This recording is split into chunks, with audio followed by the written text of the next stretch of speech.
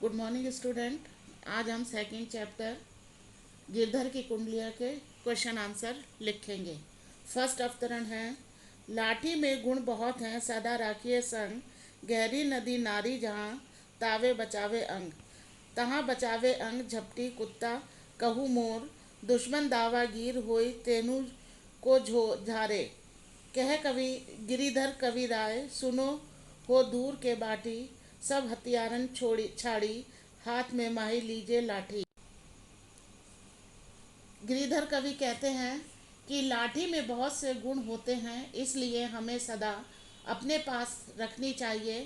कहीं गहरी नदी या नाला आता है तो ये पानी को नाप देती है और हमारी रक्षा करती है। अगर कोई कुत्ता आ जाता है या आक्रमण करता है तो उससे भी हमारी ये रक्षा करने में काम आती है। और यदि कोई अहंकारी दुश्मन सामने आ जाए तो उसको भी पराजित कर देती है।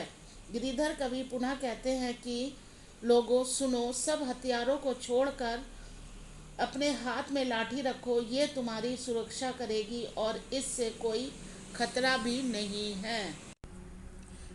फर्स्ट क्वेश्चन है, गिरिधर कवि राय ने लाठी के किन किन गुणों की ओर संकेत किया है?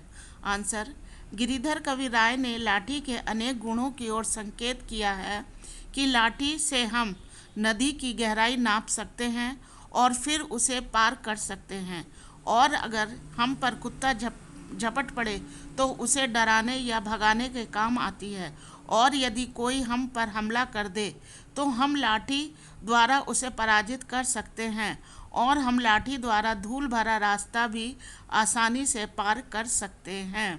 सेकंड क्वेश्चन, लाठी हमारी किन किन स्थितियों में सहायता करती है?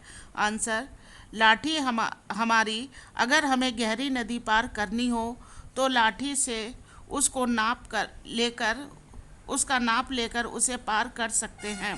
यदि हम पर कुत्ता झपट पड़े तो लाठी द्वारा उसे भगा सकते हैं, और यदि कोई आक्रमणकारी हम पर हमला कर दे तो हम लाठी द्वारा उसका सामना कर सकते हैं, और हम धूल भरा रास्ता लाठी की सहायता से सफलतापूर्वक पार कर सकते हैं।